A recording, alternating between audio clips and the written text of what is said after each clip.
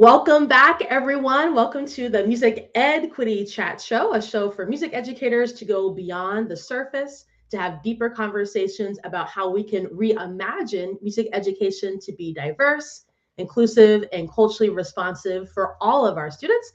I'm Ashley Cuthbertson, and I am your host of the Music EdQuity Chat Show. I'm a music educator and also the founder and CEO of Cuthbertson Consulting, an educational consulting company that specifically supports music educators in centering equitable and culturally responsive practices in their curriculum and instruction so they can build and maintain high quality music programs where all young musicians thrive. And I'm so excited for our episode tonight, where I have my good friend Franklin Willis on the show to chat all about reimagining music education. Welcome to the show, Franklin.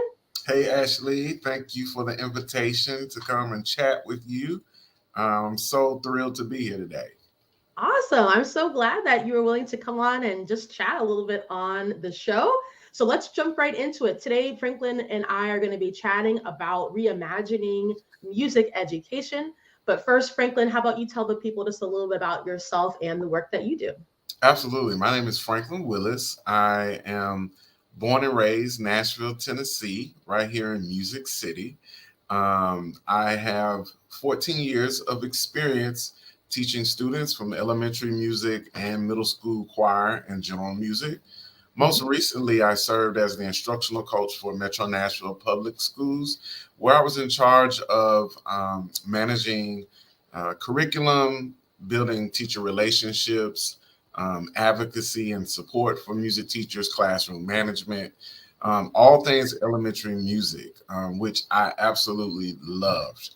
And in the fall, in August, I joined the CMA Foundation as their community impact director. And in this role, I play a pivotal role in bringing and bridging the gap between music educators, administrators, and grant funding. And so finding organizations who are doing the tough work, who are leading music ed and being an advocate for them and also a funder. So I'm new in this role. It has been such a joy to learn about music education from the policy side, Mhm. from nonprofit side. So I'm gaining so many skills and meeting so many people in this work, and so it's all working together for the good. I'm still so excited that I'm in music education, and then on the Mhm. side, I provide professional development for elementary music teachers to give them practice and pedagogy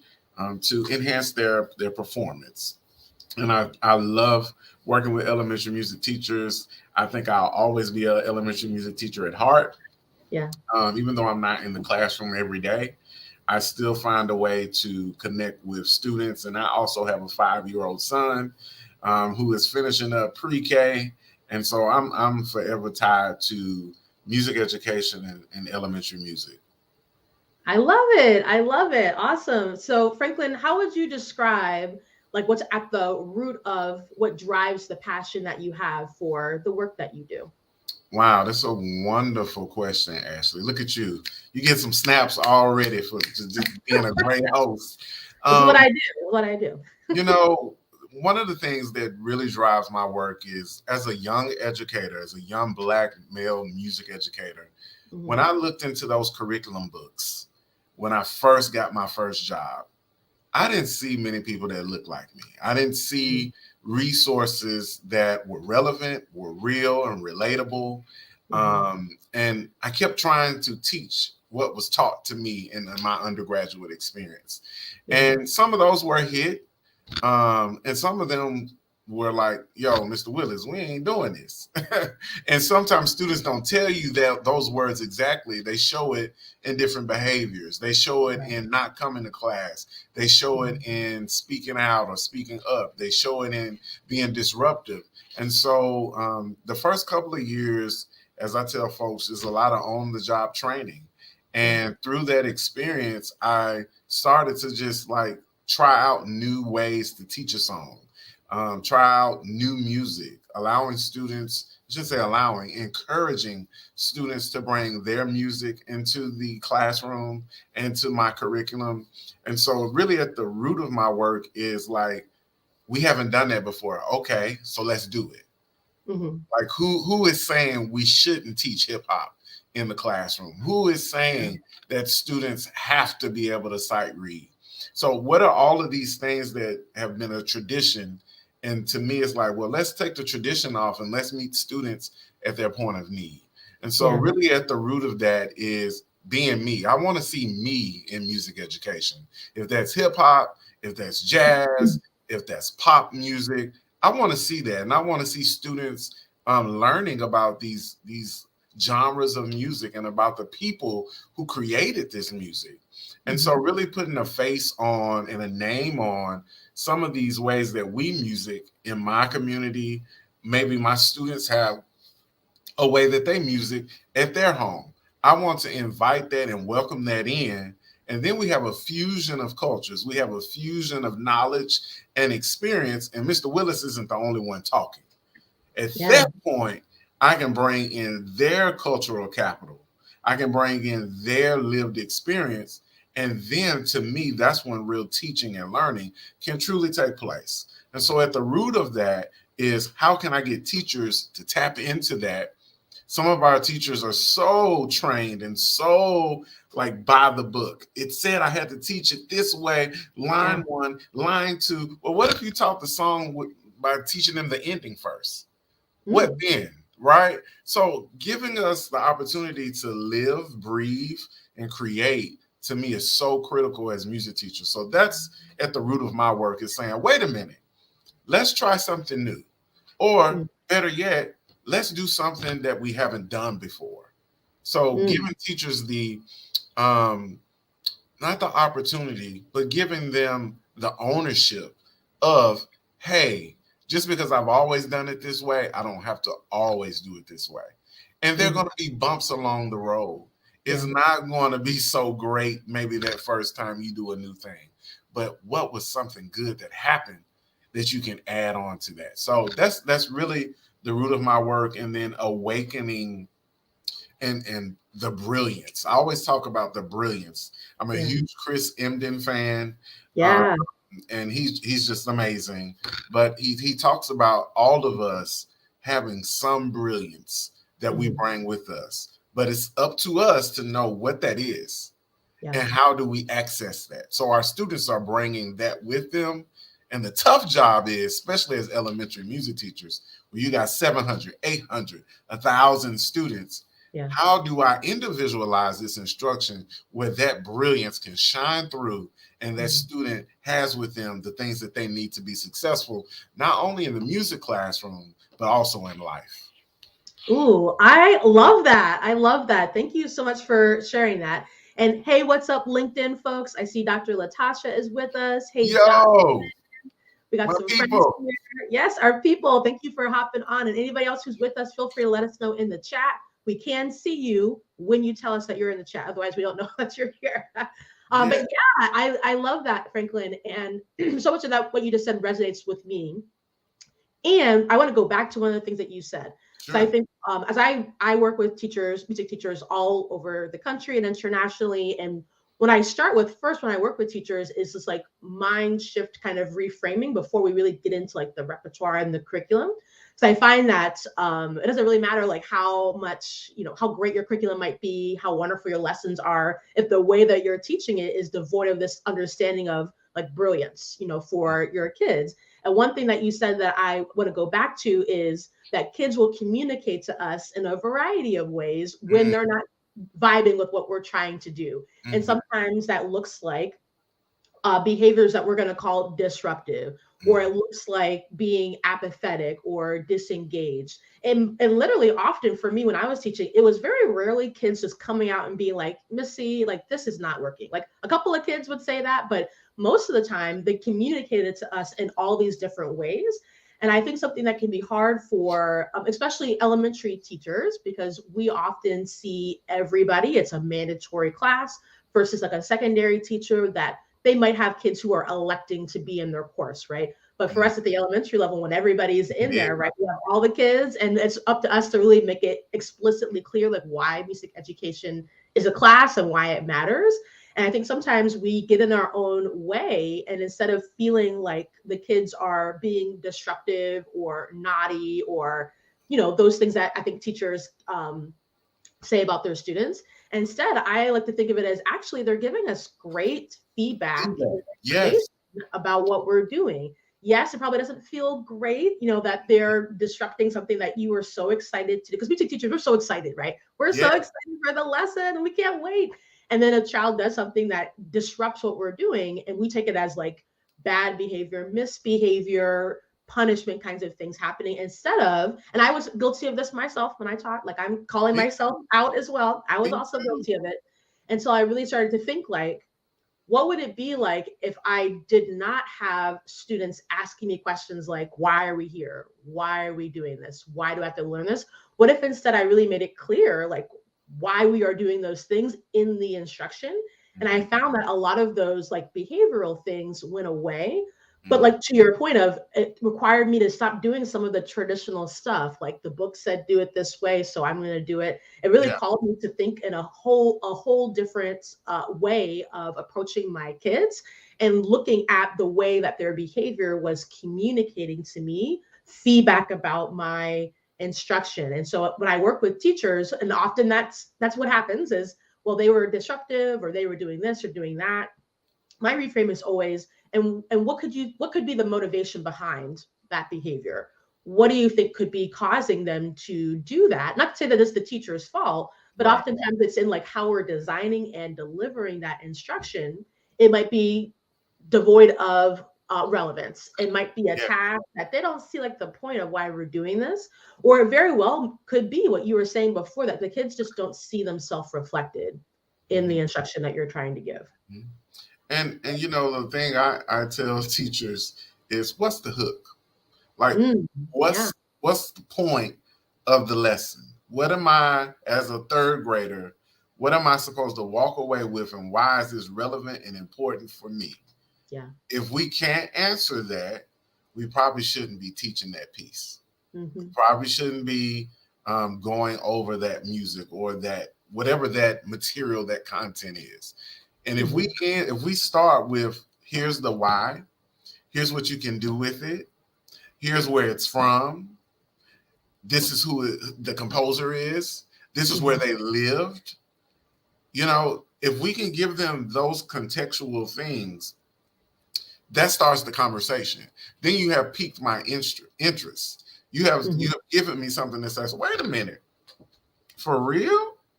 This song Yeah. was created at that time?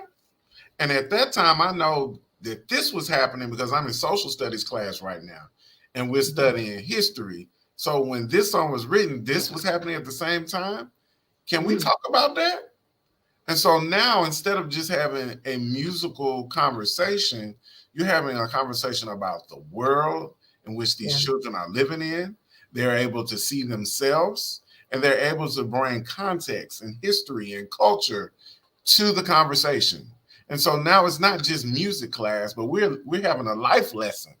Yeah. So for me, that has just been, you know, the point of teaching. I always tell folks we're more than music teachers, and some Mhm. teachers get it, and some teachers are like, I don't understand what you're saying. And to Yeah. me, it's not just about the music, right? Mhm. Because when I was a student, it couldn't just be about the music. It Mhm. had to be about my life. It had to be about how music could sustain me during tough times, right? Yeah. It was about building community with my friends and meeting new people through music. And so that is the experience that I want to cultivate when I'm working with young people, if I'm working with teachers, if I'm working with college students. How can we create a community of trust, a community of accountability, and then Mm. also a community of creativity where I can be my creative self and I can Yeah. show up authentically as me and say, Mhm. wait a minute, this song that we're doing, I hear it this way, Mr. Willis. Can we Mhm. try it with a hip hop beat? Yeah. This is that pencil beat, right? Students have that and they're like, ooh, can I add that? Yes, you can add your sauce to the music. Yeah. And I tell folks many times, I create, I compose, it'd be cool. But then when I hand it off to students, it turns into a whole, like, for real situation. It Yeah. becomes magical. And so Mhm. when we give students the opportunity to show that, to share, to create, to mix in, to me, that's the magic of teaching. Mhm. That's when you can step back as an educator. And then at that point, you're just facilitating the learning. And for Yeah. me, that's the goal. If I have to Mhm. be talking the whole entire time, I'm not doing something right. I Right. have to create space for student voice and choice where they get to say, here's the thing you introduced to us, but at the end of the day, here's the thing that we have created. Mm. And it takes a lot of vulnerability as an educator It to does. say, I'm going to trust the process. I'm going to Yeah. give my students ownership of this situation and see where it leads us. But Mhm. even though it's scary, when you step out and the students see that you trust them and Yeah. they see that you are giving them that ownership and the expression, Mhm. oh my goodness. Some of my most fondest memories are when I stepped back and said, stop being trying to control everything, Franklin. Mm. And Yeah. this is going to be what it's going to be because of the kids. And that's Mhm. when choreography started getting created. That's when Yeah. other students started having other ostinatos they were joining in. That's when Mhm. students started saying, well, Mr. Willis, if we did the program like this, could I do an introduction? I wrote a little something yesterday on the way home. Can I read it for the entire class? Yeah. So all of those different things start happening. And then the dendrites start popping, and the Yeah. kids have now taken this thing. And it can Mhm. happen. It's not just third, fourth, or fifth grade. I've seen this happen in kindergarten, first, and second grade. Yeah. When students trust their music teacher, when Mhm. that camaraderie has been built and that relationship has been sustained, Mhm. children begin to just pop out. The leadership just starts, the Yeah. brilliance just starts coming, and you'll look up and students will be taking on your lead. You have Mhm. shown them here's the mission, here's the goals, this is what we want to accomplish this school year. Yeah. And once they know the path, the students will lead it. Yeah. Oftentimes we get in the way. Yep. We Yep. get in the way. And I'm saying, I'm speaking to me too.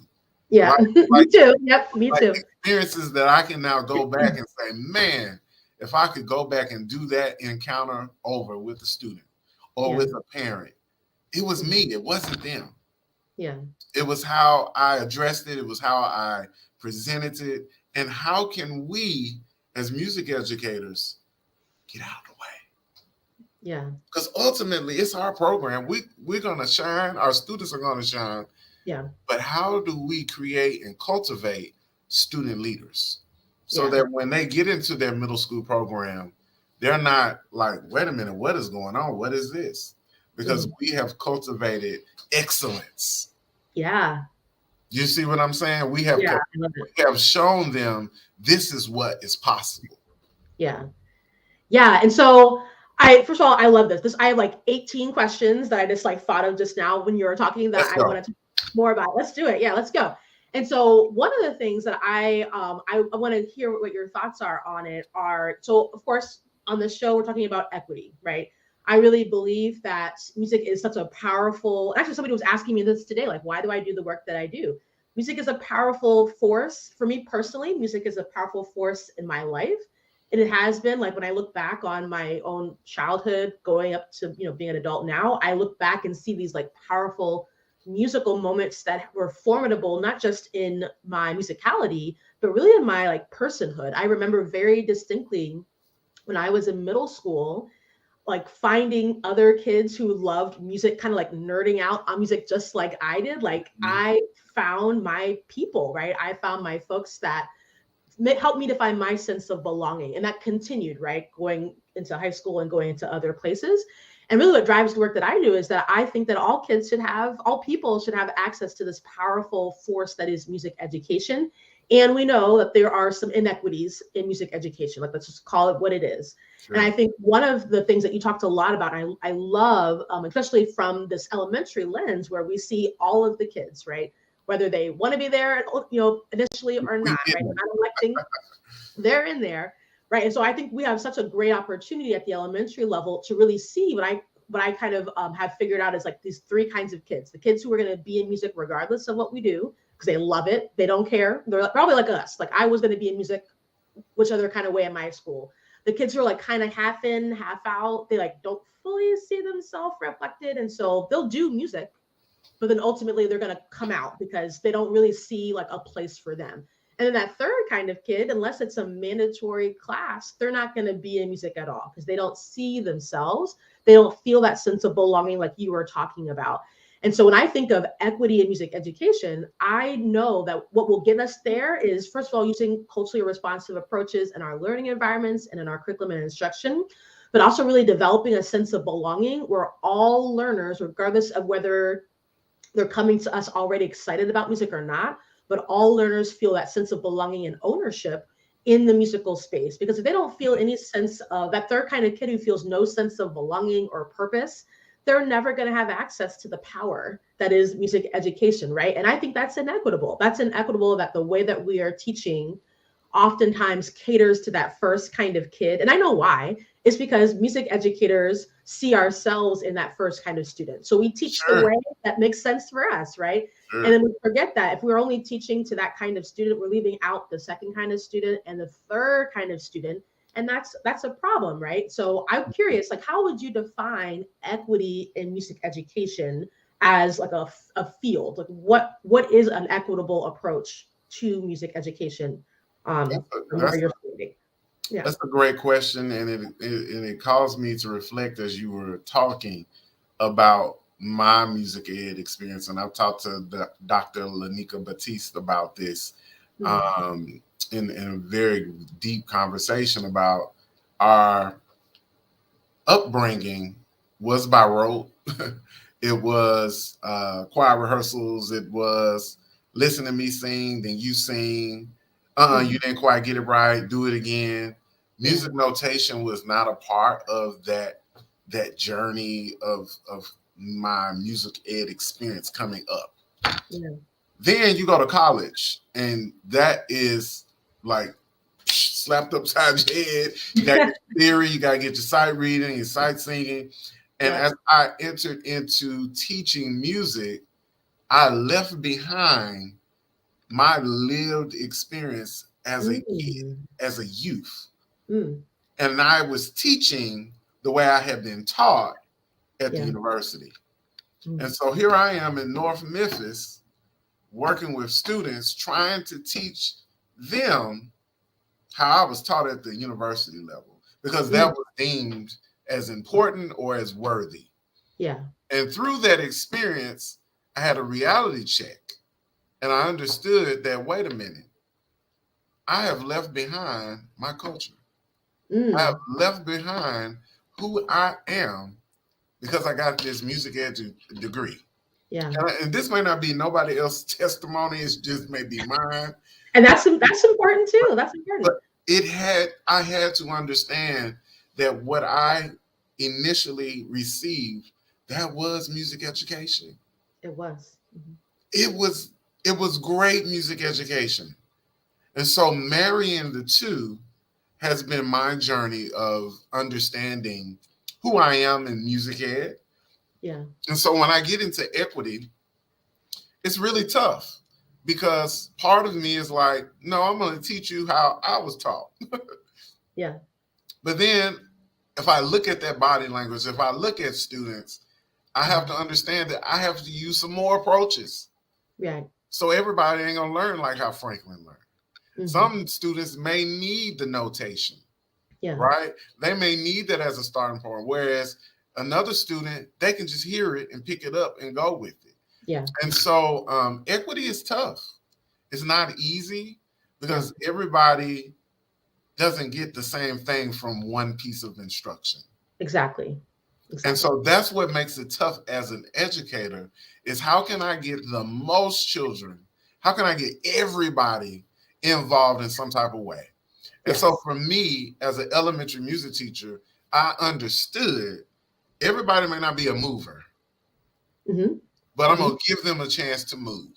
Yeah. Everybody may not be a singer, but we're going to sing this song.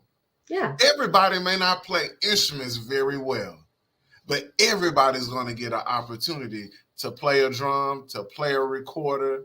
Mm-hmm. Everybody may not be able to improvise and create on the spot, but Yeah. everybody's going to get an opportunity. And then when I really got seasoned at this, after everybody had an opportunity, choose what you like, Yeah. choose your flavor. Where do you find your best energy, where you come alive and you're excited about music class? If that's moving, you go move, baby. You go do your thing. If you want to play instruments, you go play instruments. If you want to be in the choir. And so for me, that has been so eye-opening to experience, because then everybody feels like, yo, I have a say-so. My voice is important. I matter to the ensemble. I matter in music class. And then again, it may be a student who says, I don't want to move. I don't want to play no instruments. I don't want to sing. But you know what, Mr. Willis? I'll stack the books up. I'll pass out pencils. I'll be the line leader. So there's other ways to still get them involved in music class. Will it always be music content related? I've learned just through the years and through experience, no. But I give them the opportunity to experience it, and you keep teaching. Yeah. You keep leading, and you keep growing, and you keep evolving. And eventually, that student who is reluctant to participate because you've done your homework, because you continue to grow as an educator, they start to come around a little bit more. Yeah. Some of my toughest students that I've had, I mean, tough, by the end of April, yo, Mr. Willis, what's that song again? Mr. Willis. And so what I'm saying is equity is continuous work. It's not a checklist of things that I can tell you. If you do this, you're achieving equity in music education. Right. I know some folks want a checklist, but for me, it's lived work. It's action. It's showing up, right? It's all of those things that contribute to building community, to understanding your children and their culture and their relationships and their parents and the community, and understanding that. And I'll say one other thing, and then I'm gonna let you go back to your next question. No, keep on going. No, it's really every school that I've served at has had a different culture, a tradition. I've been at schools that have been very well off. I've been at Title I schools. I've been at schools with mixed demographics, racially, financially, and each of them, I had to find my teacher voice in different ways. At this school, I had to be a little bit more firm and no, you can't go to the restroom at this time. You go, like my middle school days, I remember. I've seen you in the hallway talking and playing, and the bell rung, and now you want to ask me. So I had to be a little firm. And then I went to the elementary world. Mr. Willis, I really got to use the bathroom in the middle of a lesson.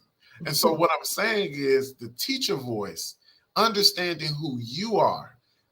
Before we even get to the students, who are you and what is your mission as a music educator?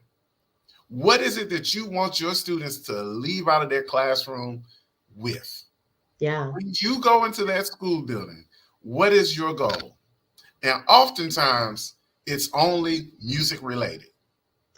Yeah, that's the unfortunate part, right? Is that if that is your, I think what I find is some teachers still very much have this idea that, well, music for music's sake. I just teach music. You said before, more than a music, which I think is on a shirt that you have. Don't you have shirts that say even more than a music teacher? And I think, as you were saying before, there's so many missed opportunities, right? Because I don't think that any teacher, especially after the last several years that we've had, right? I don't know that any teacher would or could, or maybe it doesn't make sense if you do, embrace this thought that we only do one thing. In fact, we do many things, which there's problems to that, right? However, I think the missed opportunities as music educators that we have is that when we go into those classrooms with kids, be it band or orchestra or elementary general music, when you're going into the classroom and your only thought is, I'm just going to teach these notes, you're really devoid of the humanity and the people that are in those classrooms, like the kids that you're teaching. But I would even argue like yourself, right? Like, where's your sense of humanity that you're bringing to the music?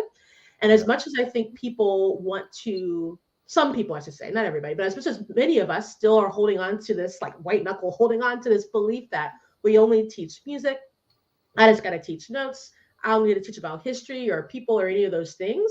The truth, whether you want to admit it or not, is that music is culture. It's different than some other disciplines, right? Whereas math itself isn't necessarily a culture, although you could look at it in that way. However, in music, we can't get away from like not teaching about the people and the cultures and the history and the background and the places, because literally music always serves some kind of a purpose for somebody. That's where it came from. And I think for those of us who are still teaching in that way of, I only teach music and I teach these notes and that's what the kids are going to get, I think you're missing these connections to the world that so many of our kids need to have that equitable access to the power that is music education. Some kids are going to get it regardless of what we do, which is nice. But then I think a lot about those most marginalized kids in our schools that are probably still doing music. Because what I found when I really was looking at my own students in my classes that I was having the most tough time with, and I really thought about them and talked with them, a lot of them are actually doing music on their own at home, which was so shocking to me. Because in music class, they're the first one to be like, well, why do we got to learn this? And why are we doing this? And why do we have to learn this recorder? But they were the ones that were at home producing their own beats. Some of them even putting music on SoundCloud. I was like, this is blowing my mind. And for me, the shift began, well, I had many transitions and shift throughout my career, but I think what really a big shift for me was when I realized that the way I was teaching was leaving out whole groups of kids, kids who still love music, but needed me to make it explicitly and abundantly clear why what we were doing matters by making it matter to them first. Like that had to be the number one thing. Like why, as you said before, why am I even teaching this? Why is it going to matter to the life of this kid? If we can't answer that question, or if we answer the question in the way that some of us do, which is, well, you have to learn this because when you go to middle school band, you're going to need to be able, that's not a good enough answer for a kid, because what if they're not going to go into middle school band? Then what's the reason for them, right? When I realized that I was leaving out a whole group of kids who did not have access to learn at the same rate as my other students, that's when I realized that I was the problem in my classroom, that I was the equity issue, really. So I think of equity, I think of what you were saying before, and you said it so beautifully, but you were describing all these different pathways that kids need to have to be able to interact with the music. And I think at the elementary level, I think we actually do this quite well because we have to figure it out, right? So we have to give kids different options. And so I think elementary teachers in many ways are getting this part right, where you were mentioning, if you're not a mover, okay, fine, you're going to learn how to move, but at the end, you're going to get to choose. Maybe you want to be a singer. Maybe you want to be the one who is doing the instruments. In my classroom, I often had kids, like, you don't want to necessarily sing or play or move, but can you direct us? Like, can you make sure that we're cued when it's supposed to be cued? Like, maybe you take my job, right? Sometimes tough kids, that's how I got them in was, okay, they don't want to sing or play instruments or move. They just want to like sit in the corner and pout, but maybe they can take over my job and I can give them that, because at least they're demonstrating that they understand the concepts. Because if they have to cue us on time, they still have to know the music. Can I butt in right here? Yeah. In order to do what you did with that student, you had to know who you were. Yeah. And that power struggle, I often see it in classrooms when I go visit. It's that power struggle of, no, I'm in charge. No, I'm the expert. No, I'm the one that should be running the show. Yeah. But what you just displayed is, this is not just Ms. Cuthbertson's room. This is our room. Yeah. This this is everybody. We're all in this together. And in order to do that, as an educator, you got to be comfortable with you. 100%. Yeah. And then that has nothing to do with music. Yeah. We You're don't right. get to learn this in our prep programs. We don't do any personal development. We don't do any Yes. leadership training. Yes. You're a leader in this space. Children are looking up to you to show them the way. Yeah. And we get thrown into these classrooms. And what happens, Ashley, is truly culture shock. Yes. Because we have not experienced not just black and white culture. I'm just talking about school culture. I'm just talking about teacher-student relationship. Because, see, you're making me go there. Do it. That's what this show is for. Go there. Let's do it. To our student teaching, we go to the most beautiful school. Yeah. With the most gracious students. Yes. And I think that has its place. Yeah. But oftentimes, where is your first job going to be as a music educator? It's going to be somewhere where they're just looking for someone to come on in. Yep. There you go. Yeah. And when that happens, it's this collision that happens. And it's like, wait a minute, this is not what I thought music education was going to be. Yep. Or what it is. And that's why we're losing so many young teachers. Yeah. We're losing so many early career music teachers because they didn't have the opportunity to see the real world of what teaching music would be. Yeah. And so they have this facade of what music education is based off of somebody else's experience. Right. And so just because when you came in as a student teacher, you heard the teacher say, crisscross applesauce, everyone, and everybody crisscross applesauce, and they sat and they listened. That teacher cultivated that. Yeah. It didn't just happen overnight. Mm-hmm. And so when you go into your new space, you say crisscross applesauce, you got kids running, you got kids rolling, throwing stuff. And you're like, wait a minute, I said crisscross applesauce, Franklin.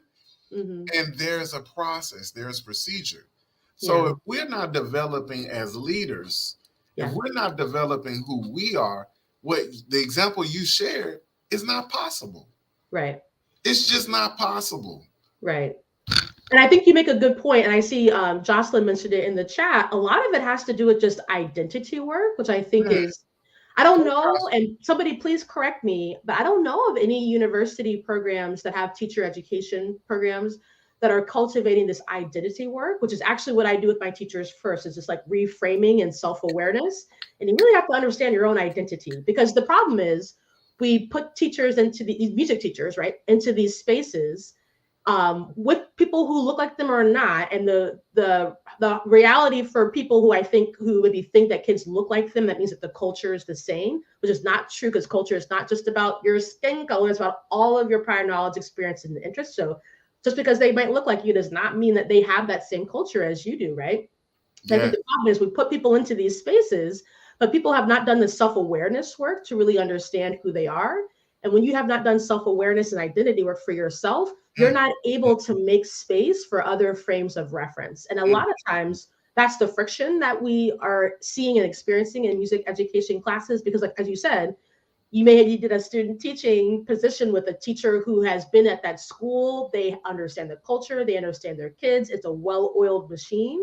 And so you haven't seen the work that took them to get there. Or worse, you haven't experienced being in, sometimes when I had teachers work with me in my different classrooms, I would often, one of the things, so I'll get off on a little bit of a tangent. So in my school district that I taught, I often hosted teachers in my classrooms, and often teachers were there for different reasons. And so depending upon the reason of what that teacher was looking for, I would sometimes want them to come to like my tough class, because I want them to see, I don't want you to see me when I'm going to like effortlessly, create all these wonderful things. I actually want you to see what it looks like for me to have to redirect kids. I want you to see what it looks like for me to have to get a little firm, but then give a little loving, support. Because I think sometimes teachers get this kind of get in our own mind about like we have to be perfect. And I think that comes from the music education field in general, because what we audition to get into ensembles, we audition to get into college, we audition to get into our teacher ed program, and we take a test. So I think there's this perfectionism, unfortunately, permeates our field. And then as teachers, sometimes teachers don't ask for help because they think it has to be perfect. But actually, I wanted teachers that I knew were struggling with classroom management, but I like to call it facilitation. They were struggling with facilitating their classroom. I want you to come see my toughest class because I know I'm not going to be perfect. I know you're going to see me have to work it out. And I think more of us need to be more purposeful about being real about that aspect. I think, unfortunately, we set too many of our young teachers up for, I don't want to say failure, but disappointment. We set them up to be disappointed when they realize, like, I know for me, when I came into my first like public school classroom after having been in a little bit of like private school utopia, like it got real when I got into that public school and I had kids who like didn't want to do what I was asking them to do, right? And so I think sometimes we set up our early career teachers to not be as successful because they get in their minds about, well, I should have been perfect. I should have got it right. And I think instead of making sure that those teachers get set up the right way, which will ensure more equitable access for our kids, I think instead we forget that there's so much more to teaching music than just the notes and things on the page. Absolutely. And you can't do equity work by yourself. You can't. It's got to be a community. You cannot do it. Yeah. Right? You need a team. You need some educators who you can lean on. And I'm so thankful for my first year. I had some strong, amazing Black women. Yeah, me too. Yeah, me too. Really said, Franklin, I'm happy that you're here, but this is what you got to work on, baby. Yeah. Miss Clariette, I know their names. Miss Morgan, Dr. Johnson, my principal. They saw something in me that said, hey, if you want to get better, come to my first grade block during your planning. Yeah. And see how I instruct them and how I lead them. And these weren't even music teachers. This was a first grade teacher. There was a librarian. Oh, nice. That really showed me this is how you be firm, but still show love and appreciation for the gifts that your children bring. But this is how you lead a classroom. Yeah. This is how it was about a strong Black woman, because my first years in public school, my mentor was a strong Black music teacher who I will never forget the day, and I tell this story when I present, of where I literally told kids, like, if y'all don't want to be here, you can go. And some kids laughed, like, oh my God. And I remember her saying to me, Ashley, you know, you catch more flies with honey than you do vinegar. You have got to stop doing only what you want to do and trying to force them. You have to get to know them. You have to figure out what is going to be their honey. I'll never forget that. And I remember I was a little defensive. It took me a little bit to like get over myself. But I think that was for me, that was the thing, is I had to get over myself. I was the barrier in my classroom. I had to be the one to really be self-aware and to be, I don't want to say humble, but be working in partnership with my students to the point where I could really learn about them. And I think that can, for whatever reason, that seems to be difficult for some of us in our music education field to give up that control. We're taught to be, I mean, I'm speaking for me. Yeah. I was taught to be firm and rude and mean to get to the final product. That was, and it wasn't what they taught me. It's so much going through my mind. It's not so much what you say, it's what you don't say. And so when I go to a rehearsal as a collegiate student, and it's only about the notes, and if I miss a note, I get yelled at, I get screamed at, I get ridiculed and humiliated in front of the whole class. Yeah. There's never an opportunity for us to talk about composers, where they come from. All the Black music gets programmed at the end of rehearsal when we're supposed to leave. So we don't really show appreciation. So all of the things that I was taught in rehearsal, that was embedded in me. That is true. And so I didn't think about it like the way that, you're right. The way, not necessarily that they said you got to be rude and mean, but the way that some of those rehearsals, and I remember in college, like some of those rehearsals were a little soul crushing because you're like afraid to like make a mistake. You don't want to get called out. You're so right. I never thought of it like that. And so then we go and try to teach, and we are using some of these same methods with children. Yeah. And we're treating children as if they were supposed to be adults at a moment where they're supposed to be exploring, finding out what they like, singing and playing. We have put on them the expectations that we received as adults. Yeah. And so I see this all the time with teachers, and it's just like, where is the humanity? Yeah. How do we serve our children Right. and give them the opportunities to grow? And it's so meaningful to me because it's so personal, because we have the opportunities to really build children up, or we can tear them down. Yeah, we really And do. I never want to be on the side of tearing down a child. Even if I misunderstand you and you misunderstand me, there's a way to come back and circle around to make that thing right. Make it right. That was one thing Miss Clary Ed will always say, make it right. Yeah. If that's called a parent and saying, hey, in class today, we had a situation, I got a little upset, and make it right. Yeah. Because when you make it right, that shows that you actually care. And so I'm going to plug Rita Pearson. God bless her soul. Every child deserves a champion. If you have not seen that TED Talk as an educator, that's a great one. You have to watch it, because she says kids do not learn from people they don't like. Yeah. And that's a lesson a lot of people, and I'm going to talk about myself. So I think the first time I heard that, I had a hard time being like, okay, how do I interpret that, right? Because I think, just as you said, like as music educators, we're not necessarily taught, we're taught that we have to do what we need to do. We follow the director, we follow the conductor, we do the thing. Doesn't matter if we like them or not, right? But I think Rita is so correct in saying that you never really are able to create that sense of belonging with a person, a human being. Forget kids for a second. You can't foster that sense of belonging with someone who literally doesn't want to be in your presence, because they don't like you. And I think as we continue to reimagine what music education could be, should be, maybe, I think that's part of it, right? Like, how can we move away from some of these very harsh traditional methods and ways of teaching music education to young kids, to older kids, like regardless, how can we move away from these more traditional methods so that we really can embrace what I hope many of us believe, which is that music is for everyone, but we can't make it be for everyone if you're playing the notes correctly or you're following directions, right? And so often in my conference sessions, I ask that question of like, who in here believes that music is for everybody? Everybody raises their hand, of course. I'm at a music education conference. People are music educators spending their time to be, doing this extra thing. And so everybody raises their hand. But I think the problem with that beautiful vision is that there's not enough action to actually make it be so. And so often I think about, what are we doing in our music field as like a systemic, like in the bigger sense of music education?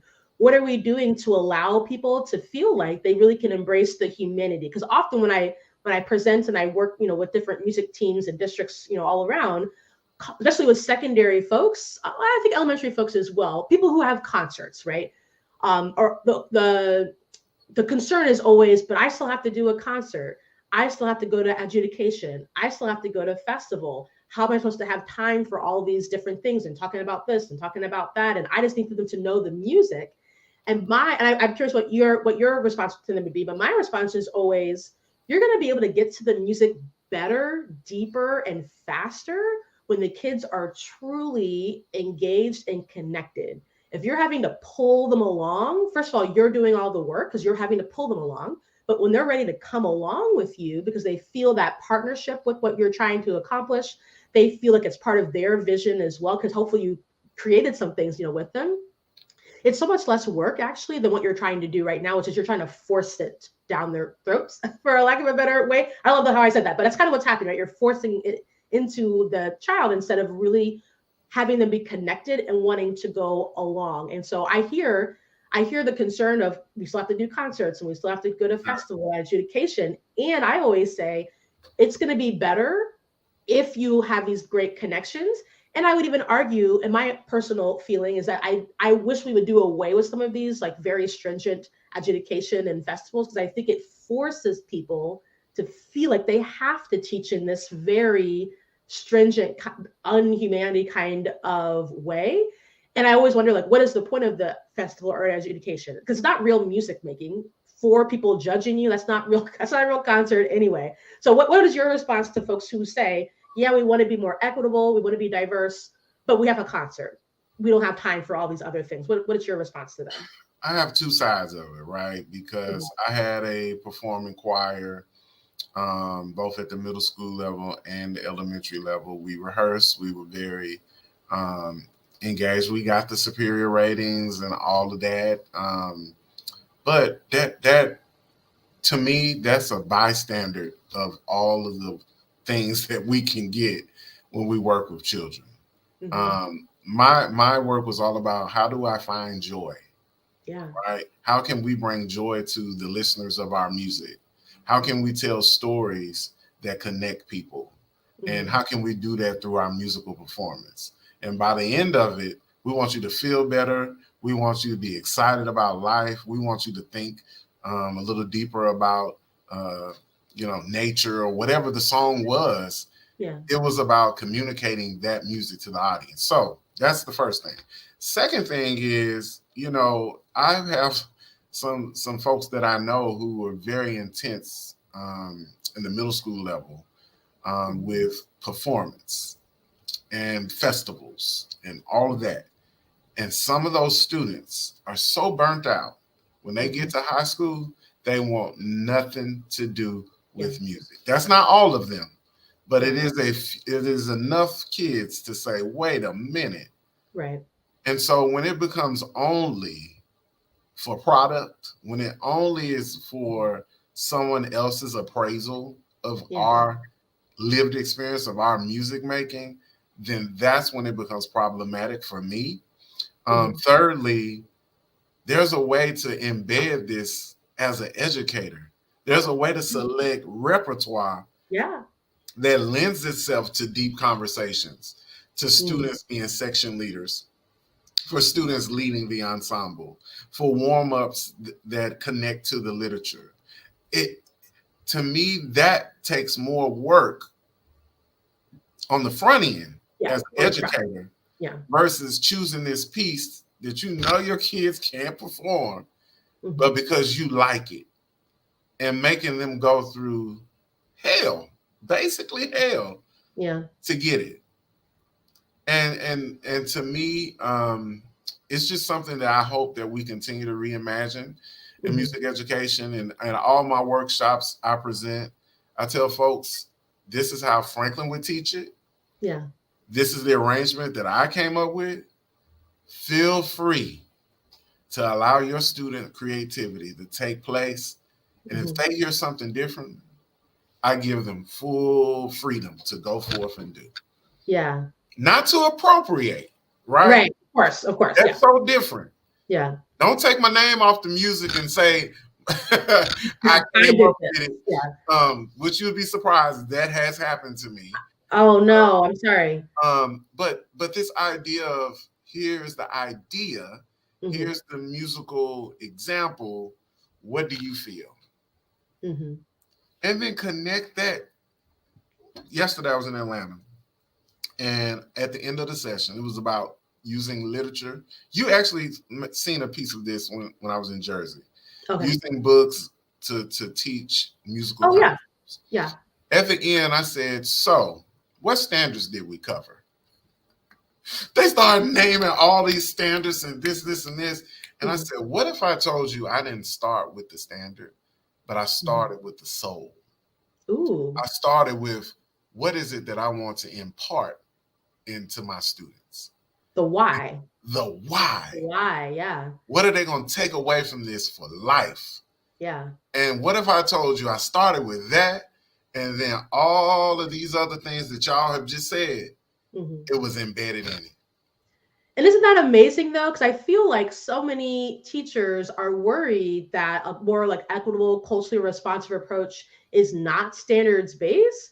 But I argue that when you start with the why and you're very clear about, why am I bringing this to my students? What is it going to mean for their life? The why is so much easier to connect to a standard, because when we unpack the standards and look at like what are the real tasks, there's a why there. Sometimes it's a little hard to dig around and find it.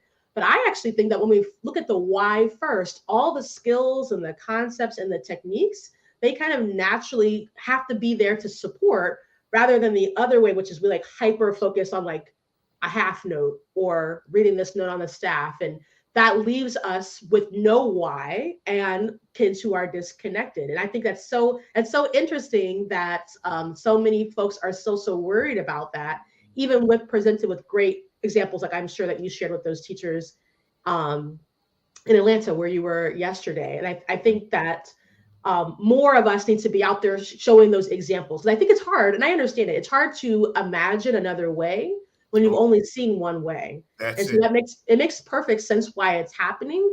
And this is why it makes me so excited to see so many more folks sharing the great things that are happening in their classrooms, because great things are happening everywhere. And I think more, and I'm hoping that on this show, I can continue to highlight people like you, people who are doing great work, because I think the more we see that it is possible, the less the people who don't want to get on board will be able to have space to talk about it. So there's my kind of shameless reason why I do some of this work is I think that there has to be more focus on the great things that are happening, and we need to see more examples. And I think also to your, you talked about like having the creativity from the idea to let your students think of it. I would also say for the teachers, let yourself have some creative things, right? Like let's Yes. divorce ourselves from being so scared to improvise and scared to compose and create, because that's the magic of music, is that we are creative arts, right? Yeah. And I think many of us are scared to do that because we want to be perfect. And we talked about this issue of perfection in Woo. our field. Um, It's but so that's the hard. magic It's of so it. hard. It's so hard. It's so hard It to doesn't have get to out of be. it. It really is because you Yeah. want to be accepted. You want your students to shine. You want to get the superior rating. If I Yeah. don't get superior, I won't be considered a great teacher. Hmm. And that's just not the case. Yeah. Let's reimagine what it means to be a great music teacher. Ooh, I love that. You Yeah. know, like let's really think about and reconsider what it is that we've been taught and what we've been told Yeah. versus what it can be and what is. And Yeah. so I'm just thankful that you had me on the show. I know we're getting close to our hour, uh, Yeah. but I think these conversations are so important so Hmm. that you get to hear different perspectives and avenues Yeah. on what it looks like to teach music, what it Yeah. looks like to be culturally responsive and relevant in your instruction. And so I think there's so many avenues in which you can go about that. But this Yeah. show is providing folks with like a clearer picture of what it is when we say culturally responsive. Sometimes when you just say the word culturally responsive, people automatically just shut down. When you say Yeah. the word equity, Yeah. because we don't want to talk about it, but we have to talk about it.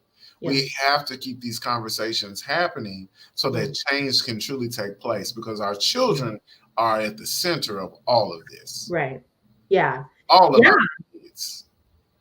Yeah. Awesome. I love that. And I think that's the important part. I love that you brought us back to that, that we have to keep the focus on the kids, right? That's why we're doing what we're doing. It's not necessarily about the accolades and the getting to say that we did this and that. It's about this great music experience, the powerful experience of music education that we're able to really afford to our students. I think so. Anyway, that's how my personal, 3 cents in it. So as we kind of finish up this talk for tonight, and I feel like we like went so many different directions. So I love this. We could have like kept going for hours. But as we kind of come to a close, let's maybe come back to like our topic, right? And we talked a lot about what are other avenues that music teachers can be taking and looking at as we think about having more equitable access for all kids, not just the ones who are going to be in our programs excited anyway, but all kids who, because we all love music. That's part of being a human being. But how can we make sure that kids have a place in our programs? What are some things that you would like? What are some like parting pieces of wisdom from Franklin Willis that you would give to our folks out there as far as what are the benefits of making sure that we keep pushing these obstacles and barriers to the side and keep imagining? And I love Jocelyn saying the freedom to reimagine, pushing forward this future that we are hoping for our kids as we reimagine. What would be some last parting things that you would say? I've been using this a lot, and I'm just gonna come back to Maya Angelou. She has a quote that says, "When you learn teach. When you get, give. And to me, that's the philosophy of equity that has to take place. Mm-hmm. As you learn something, teach somebody else. Yeah. Because that's how we all continue to grow. When you get something from a Ashley, from a Franklin, give that back to somebody else. Don't take it and hoard it and go in your classroom and let it just live in a book or live on a Google Drive. Like, take this information that we're giving you and go give it to somebody else. When you're teaching, when you're learning, give that teaching and that education back to someone else. So that, to me, sums up all of what I do. And the reason why I continue to show up every day is because I feel that if we continue to make noise, I'm gonna say if we continue to get in good trouble, right, that the cycle will continue, and there will be someone else who is touched by this work, who says, wait a minute, in my school community, we've always been doing it like this, but because I heard Ashley, I'm gonna try something new. Yeah. And because she tried something new, a classroom teacher then says, wait a minute, I saw how Ashley lit up when that teacher tried something new. I saw little Franklin, he smiled. He never smiled. He smiled. I'm going to try that approach in my classroom. And then in the teacher's lounge, the music teacher and the classroom teacher are sharing, I tried this new thing. And then the principal is walking by and say, wait a minute, you tried something new? Could you share that with the staff?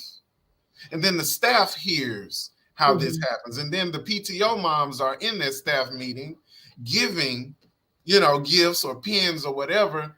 And Franklin's mom gets to hear the moment in which it changed form. And so then she's able to say, wait a minute, that was the day last week. He came back home so excited. I wonder what happened. He wouldn't tell me. When I asked Franklin what happened, he wouldn't tell me. And so all of that can trickle because one person decide, when I learn, teach. When I get, give. And so if one person is doing that work, it trickles down. I know I got over the top and gave a super duper I love it. big thing, but that's literally how this thing works.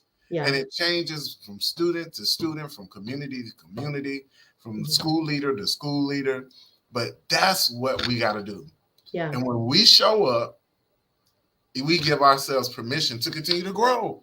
And we have to work in community, is what I keep telling folks, is the more that we can work together, the more we can be in community with, doesn't necessarily even need to be like-minded folks. I think once you get one person in there with one idea and somebody with a different idea, minds can change, right? But the point is that we have to do it together, because we're not going to move our field of music education forward with one person or one association or one state, MEA. It needs to be all of us, everybody working together to support each other, to move our field forward. Because in 30 years, if we still want a thriving field, because kids are leaving our programs, and some programs didn't make it through the pandemic, right?